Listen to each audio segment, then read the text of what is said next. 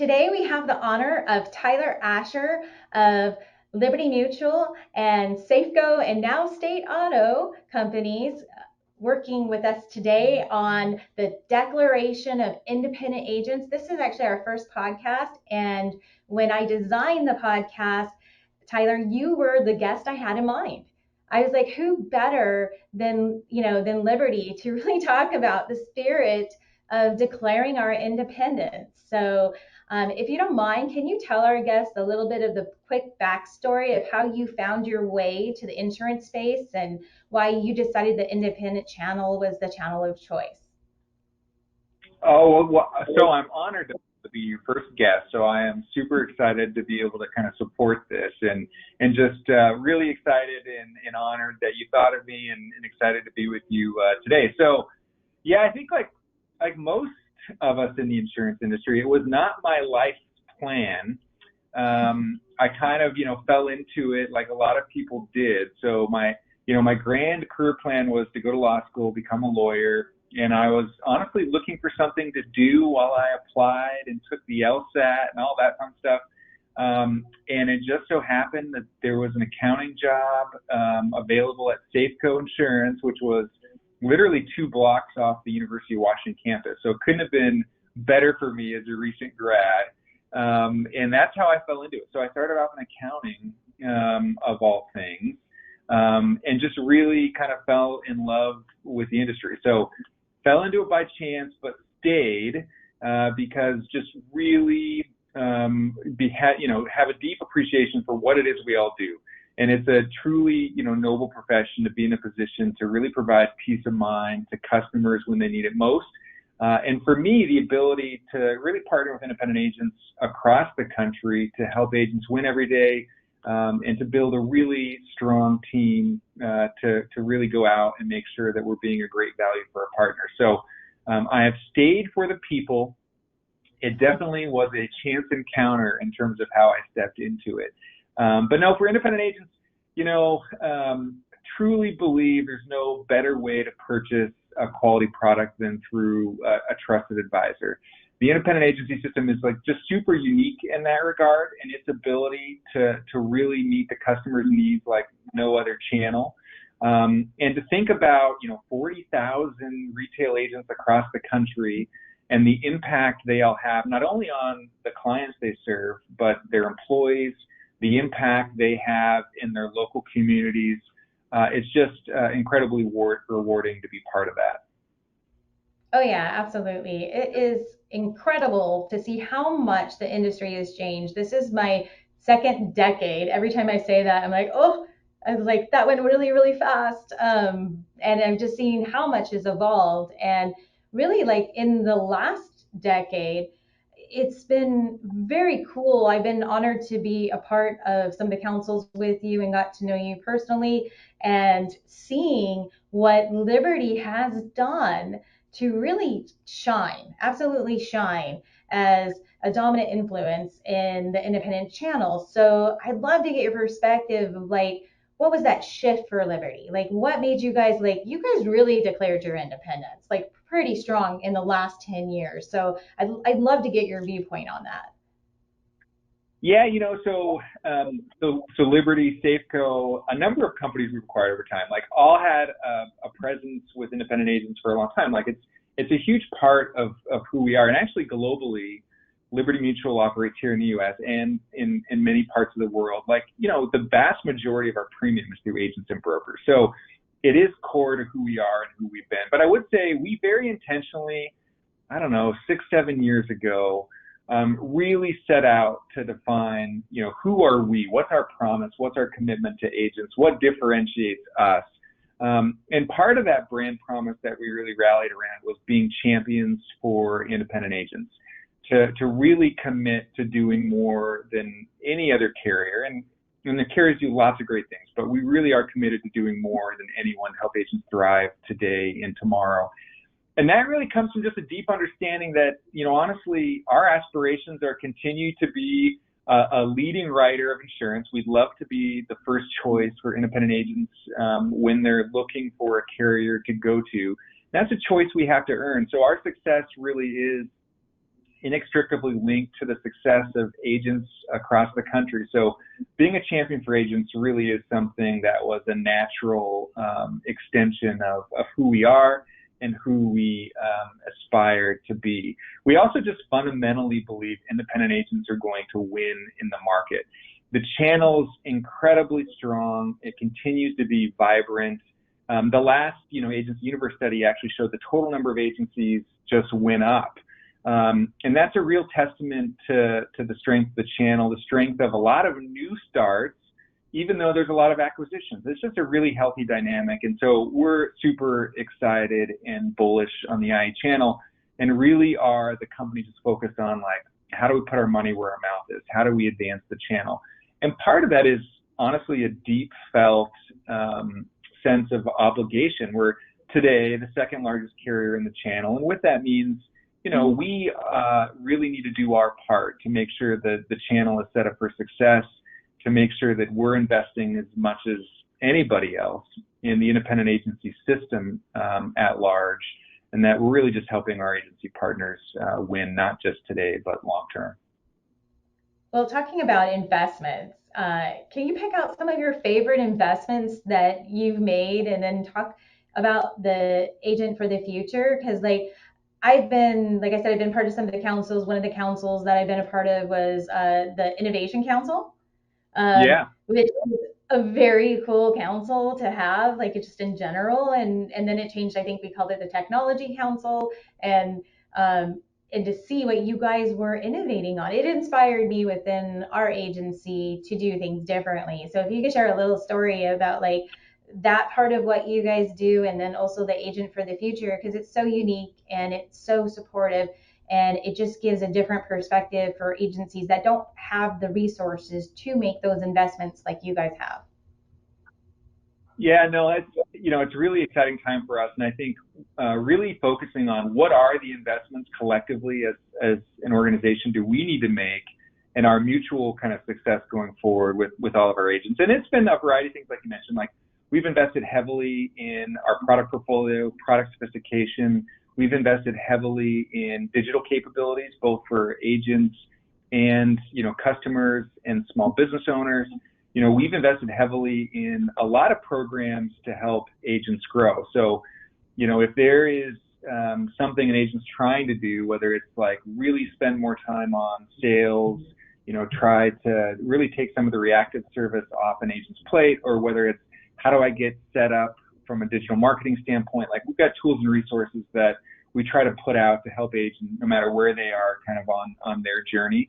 So that means a lot to us, and we've invested a lot there. But we've also been investing just in a lot of kind of, I'd call it thought leadership, in terms of, like, what are some of the major things we need to get ahead of as a channel. And that's really where Agent for the Future was born out of, just a desire for us to share a lot of the insights that we gather from research, a lot of candidly, amazing stories and testimonials from agents like you who have shared content on the site, to really just shine a light on agents who have embarked on transformational change and are winning as a result. Agents that really serve as an example of what's possible.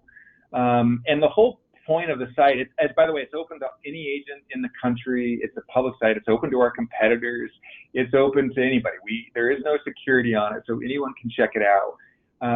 But it's really about sharing the research, like, what are the trends that matter most to agents? What are the things that are top of mind? And practically speaking, like, how can agents think about taking, advantage of capabilities to really address those, or think about strategies? So we share the research. We share, again, agent stories and testimonials, and we share recommendations, like concrete ones, as to, like, if you want to embark on a digital transformation, like, for your agency, like, what's the next step? How would you get started? And as my team knows, like, it's not enough for me to tell agents, here's what you ought to do. We have to do our part, which is to make sure that we've got the resources and support to get started. So Agent for the Future for us has been a great platform. We publish 3 or 4 different, like, research topics per year. And we've hit things from digital transformation, the importance to digital, the rise of the digital insurance agency, We've done papers on the importance of culture for agencies that are focused on, hiring talent, developing, retaining. We had a lot of research last year on the importance of diversity, equity, and inclusion.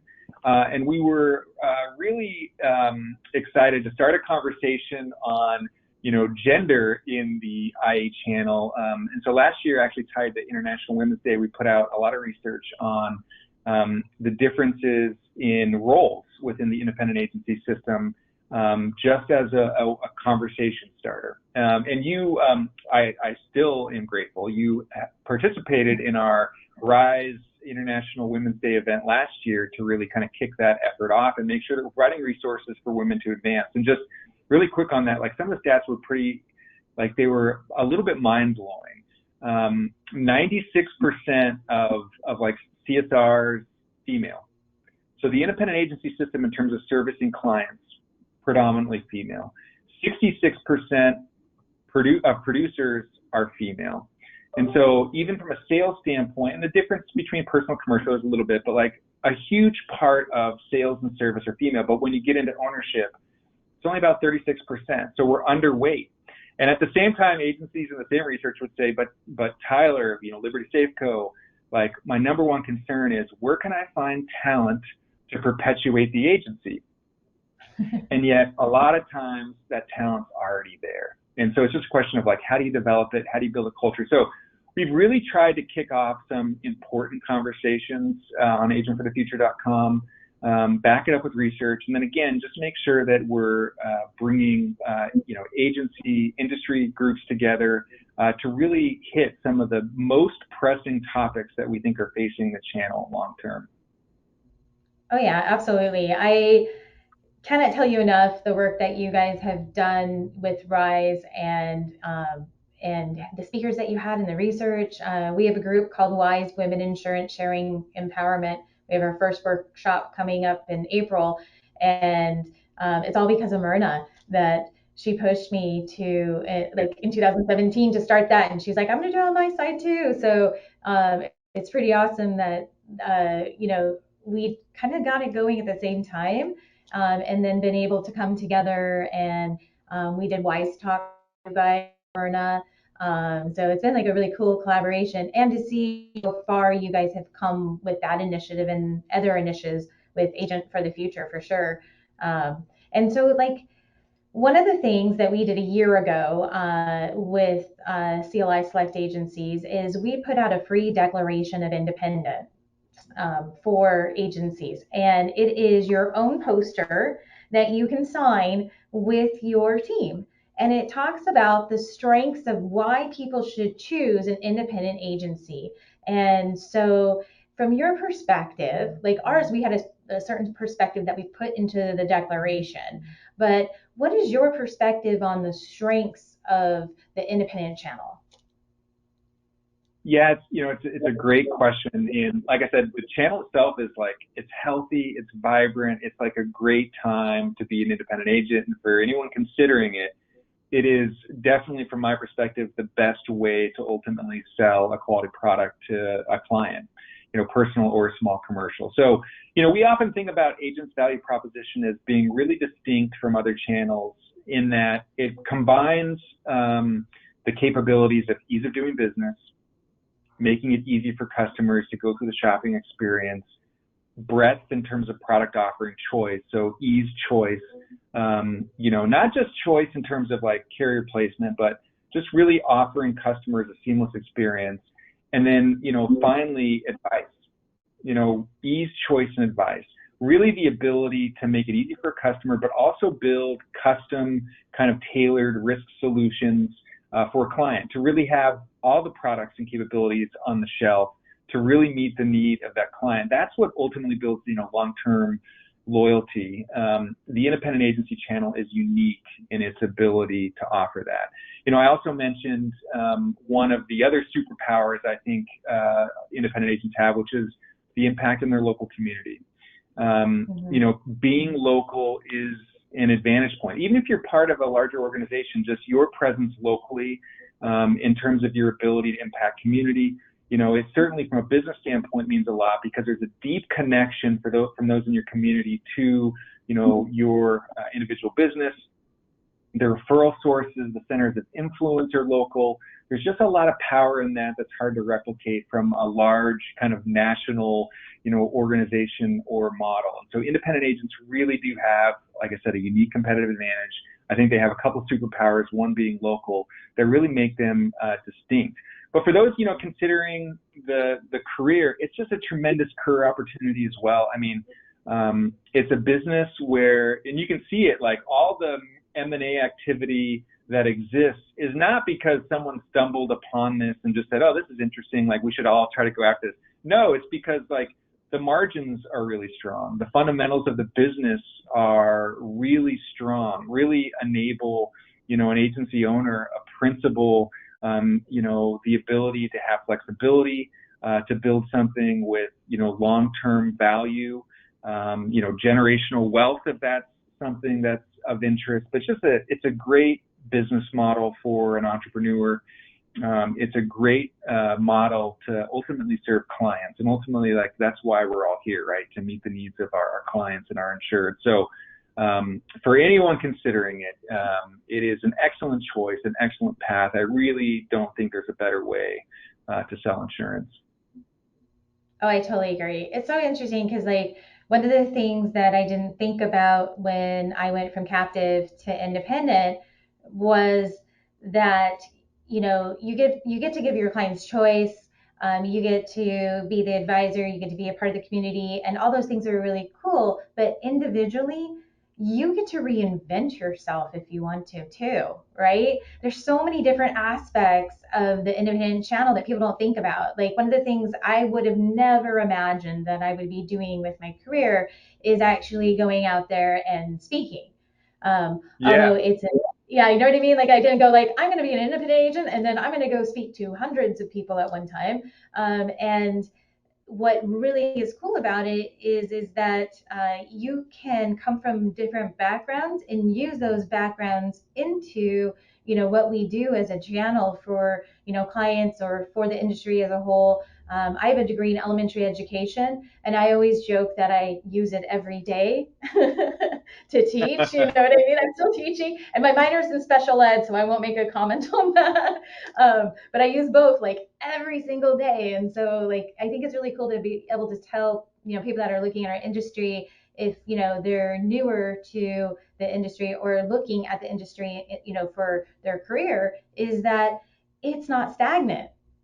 You can Yeah. change, you can do something different, you can decide like we have a full-time marketing person that would have never thought she would ever be in insurance, but she gets to really use the creativity and her degree in photography. I mean, she gets to use all kinds of stuff. So I think really if people think about the channel too, there's so many different ways that you can be of service within our channel.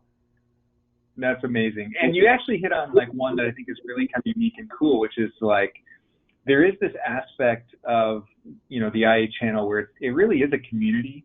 Like as much as individual agencies, sometimes you have competitors. There's always someone kind of near you in the area, but the degree to which I see independent agents like really helping each other, really understanding like what works, what doesn't work. Have you tried this? Is phenomenal. I mean, the amount of events that are out there to really help each other is something that's pretty unique. So just a huge opportunity to get engaged in something maybe a little bit bigger than yourself, and an opportunity as you find success to really give back to those that are up and coming. Like there's the old adage, like being independent doesn't mean going it alone. And so, Mm-hmm. really tapping into kind of that, network opportunity is pretty tremendous as well. Oh, absolutely.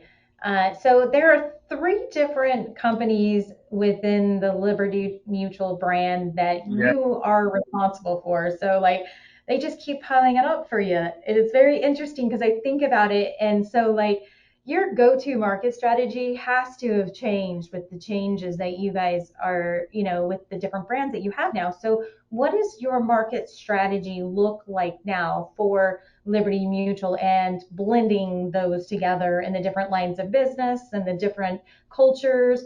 I just like get your take on that. Yeah, so we've really well. So a little backstory for those listening. Like, so we last year completed the acquisition of State Auto. So we have Safeco brand for personal lines. Liberty Mutual is our go-to-market brand for small commercial, and then State Auto writes both personal and small commercial. So as we sit here today, my responsibilities including how do we help independent agents win, and how do we bring the full set of our capabilities, our products, and those brands to market to be an even better value for all of our partners. So yeah, we're really excited about bringing State Auto into the fold. That was an acquisition that was exciting for us for a bunch of reasons. Like anytime you can bring talented people together, it's just a huge win. And our history as a company has been one through acquisition. I actually started on the Safeco side before Safeco was acquired, but Ohio Casualty, you go region by region, Colorado Casualty in the mountain region, Golden Eagle in California, all over the country. We've really been, a product of acquisition. And our strategy over time has been, with each of those, how do you take the best of what's happening, and then how do you bring that across the entire portfolio? And so we've had a long history of that. It's been one of the things we've been really good at with M&A, and sometimes acquisitions don't go well, but we've had a really good success record because it's been really predicated on how do we be an even better value and how do we bring the best. And so we're going to do the same with State Auto. So you'll see us move maybe at different paces in terms of bringing that together. We're being pretty aggressive with Safeco. So State Auto personal lines will start to move over to Safeco starting actually just about a month or two away, and we'll continue over the next kind of year and a half. So we'll get the book moved, and then we'll be fully in market as Safeco. For commercial lines, though, we actually got to a point where the product sets are a little bit different, and there's some real key advantages to both product sets. So, State Auto has a tremendous farm program, really strong in the middle market space. And so there's a lot that we really like about the capabilities and the product. So on that side, we're actually going to stay in market under the two brands until we get to a point where we really feel like we've got one product set that really meets the full set of needs. Again, just an example of our willingness to really take the best of everything. And so as we come through this, it's not just about bringing more premium in, it's about like how do we be an even better value for agents. And so that's what we're going to do. And so you'll see us in market, you'll see us at events with all three brands for the foreseeable future. And for agents that have State Auto and Liberty, we're actively trying to grow both because we do think the product sets in many ways are complementary and in many ways offer different things to agents. So we want everything on the shelf, and agents should just view it as more ways to win with the Liberty Mutual family. Oh, definitely. So we represent State Auto and Liberty and Safeco. So we've had the mix of it, together now and then separately, and we really appreciate that because, especially with State Auto on the commercial line side, we definitely see the product lines, being different. And like you said, the advantages of each of them when we're looking at, when we have a piece of business coming in and seeing who we think we should really be placing it with. And then from an underwriting standpoint of how that flows, it's been nice to still have that option because there was like for us with State Auto, there's some things that were go-tos for us. Yeah. And there's always that fear when there's mergers and acquisitions that that go-to isn't going to exist anymore. So it's been very nice for us to still have that go-to with State Auto. So I'm really happy with like how you guys are looking to blend them in the future and not take away that resource for us as agencies and the clients that we serve. Absolutely.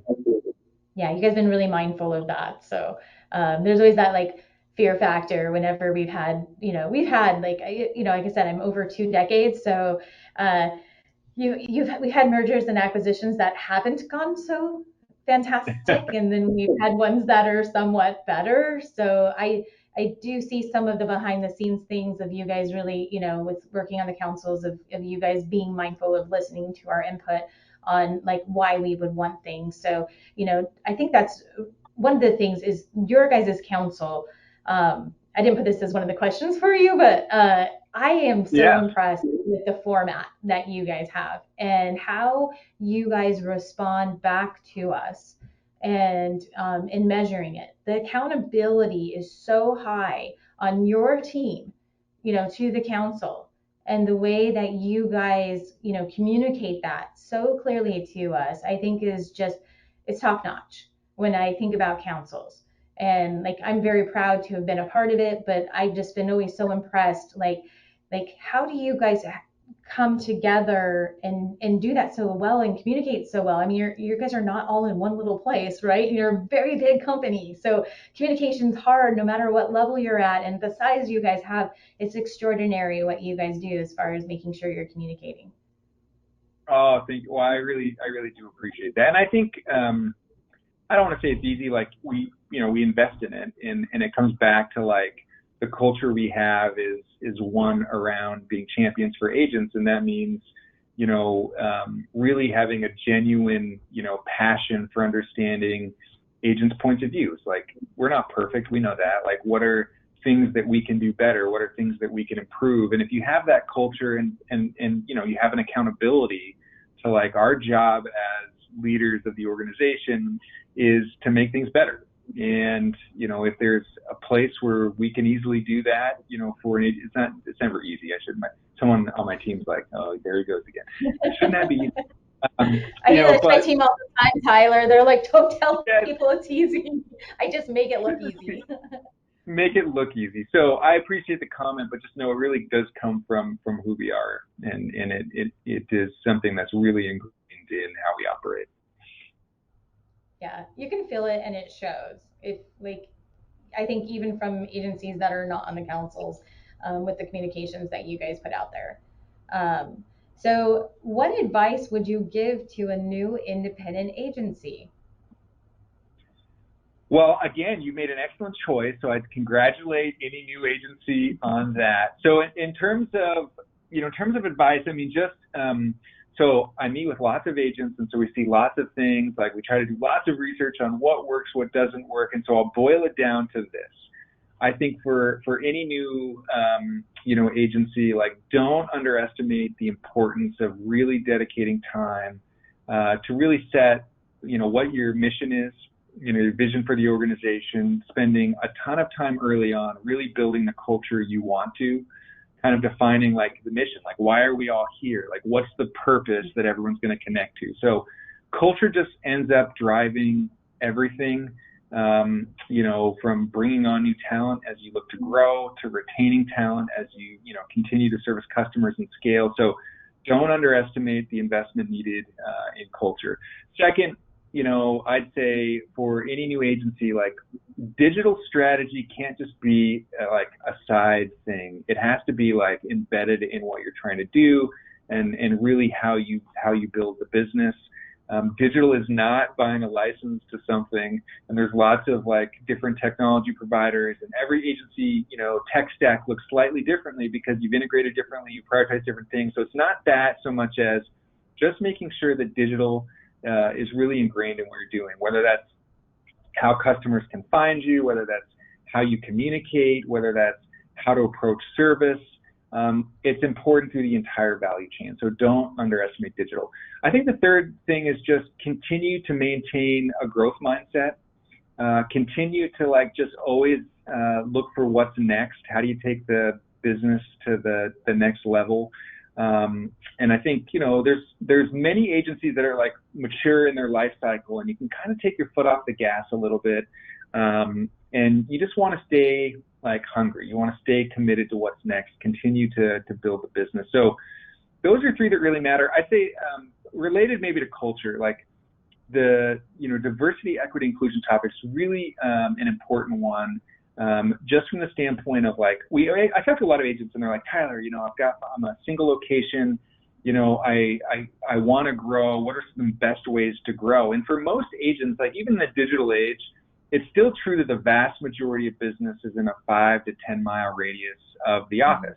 Now with digital, that can go a lot farther. But a lot of an agent's like clientele is like in that radius. So like one of the best ways to grow is to tap into the entirety of the community in which agents work and live. And so often that means having producers who have diverse backgrounds, who are going to tap into more of the community than an agency would have otherwise. It's also important just because there's a huge just shift in demographics in the country, and so whether we like it or not, people like to buy from people like them. And so just an agency reflecting the entire community is really important. And just given like the shortage of talent that everyone faces, it's just a war on talent. So like agents really just have to build that into, who they want to be. It's got to be there from the jump. And for a new agency, what a great time to start off, with that versus trying to come back to it later. Culture ends up being so important. And so I just really strongly invest there. Yeah, I absolutely agree. I think I wish Simon Sinek was around when Yeah. I started as an independent agent. And if you guys haven't watched his TED Talk, you like start with why, read that book, and his leadership books are incredible. And then also like just with like bringing in talent is I have this philosophy of recruit always in all ways. So really think of a recruitment isn't just like post and hope that you'll get a candidate, but really that it's a part of the culture. So they go hand in hand together. That's something I wish I would have known earlier in my career, that you can blend it. The culture and the right people will bring in other right people, and so you can have that as a recruitment strategy in philosophy. And like it took me way longer than it should have probably to figure that like combination together. So I think that would be like super, great for them to do it. So the last thing I have for you is I thought it'd be really fun, since I know you a little bit personally, to ask you All right. 5 fun rapid fire questions. And some of these questions I know a little bit about, and some of them I'm just like really interested in knowing about you. So the first All one right. is favorite place to vacation. So I'm in Seattle, and so we love anytime we want to go somewhere sunny, we go to Hawaii. And I love many islands. We just got back from Maui, but we love us some Hawaii. Just getting out of town and getting into the sun, particularly this point of year, is like really important. So Hawaii is our go-to. We absolutely love it there. I feel you on it. I have a house on Oahu, and I'm leaving for there Oh, next Friday, so I can't wait. So, okay, what was the most recent book you've read? okay, so this is a true story, like no fabrication. So, in our national council, you mentioned the councils last year. We have an agent on the council, Jeff Arnold, who is I didn't know this, but he has written a ton of books. So at dinner, he's like, Tyler, I'll send you all the books. And so I've been systematically working my way through them. And so the one I'm in right now, I'm not sure how I feel about it, but it's How to Beat Your Insurance Company. And so anyways, Jeff he's a great agent. He runs a great organization, and he has many books. And I am working my way through them before I see him in person next. He's one of my buddies, and actually, him and my husband have this weird bromance, and I'm okay with it. And he's absolutely hilarious. My face always hurts after I spend time with him. If you could eat one thing for the rest of your life, what would be that one thing? I This is gonna sound so weird. I love eggs for breakfast. I never get sick of them. I eat them almost every day. I can have them for lunch. I can have them for dinner. There's so many ways to prepare them. It's probably not the healthiest thing, but it's protein. Protein's good. Probably eggs. It's not the worst thing. I mean, you could have been like gallons of ice cream or something like Yeah. that. Oh, there's definitely more pizza. I could have gone a different direction for sure, but yeah. Oh yeah. I think mine would be like a ribeye. So I'm not sure my heart Oh, could handle that ribeyes every day. sounds It'd so be a good. problem. Yeah. What one word describes you as a leader? Energy. I I'm really passionate about what we do, like just leadership philosophy wise. Like I believe any leader, any organization, that we either create energy or we consume it. And I really do try really hard to create and release energy. And so that's really important to me personally as a leader, and something I really strive for. Awesome. Okay, so I have inside track on that you have an identical twin. So what is it like to have an identical twin. It's amazing, and I don't know any different, so I couldn't tell you what would have been otherwise. But no, it's a ton of fun. So my brother's also in this area. He's an attorney, so he actually went to law school. So I don't have to live vicariously because I can see how I would have turned out had I left the insurance industry, and it would have been okay. So that's the good news. But no, identical twins are cool. We've got a special relationship. It is weird though. Like we will show up at family gatherings and we will wear the exact same shirt with no coordination. Like just because our brains saw, like, we both like went to the closet, saw the same shirt and picked it. It is crazy. Like you'll play board games where, I think it's like Balderdash where you make up the fake definition. We have played before and come up with the same fake definition verbatim. And it is like they talk about silent language. Like we generally from facial expression can tell what the other person is thinking. So it's super cool. And another fun fact, so I'm an identical twin, but I have twins. They're fraternal. So I've got 13-year-old girls. And so all I know is twins. So it is a ton of fun. I wouldn't do it any other way. Yeah, my dad is a twin to my aunt, and then I have cousins that are twins, and I see them. I'm like, they have a secret language going on between the two of Oh, for them. sure You they can just tell. Like for you sure. can. Well, thank you so much, Tyler, for being a part of this, sharing your journey within our channel, but also like it's incredible how far Liberty has come, like you said, like in the last 6 to 7 years. And I just see like the future for you guys is so bright with the channel. And that's why like when I thought of who is really declaring their independence as a carrier for us, you guys really, really, really shine. So I'm just incredibly proud to represent you, incredibly proud to have worked, with everyone within Liberty, and like so humbled and honored that you were so open to be a part of this. So thank you so much. Oh, thank you, Danielle. It was an absolute pleasure, and thank you for your partnership, and thanks for the opportunity to chat today.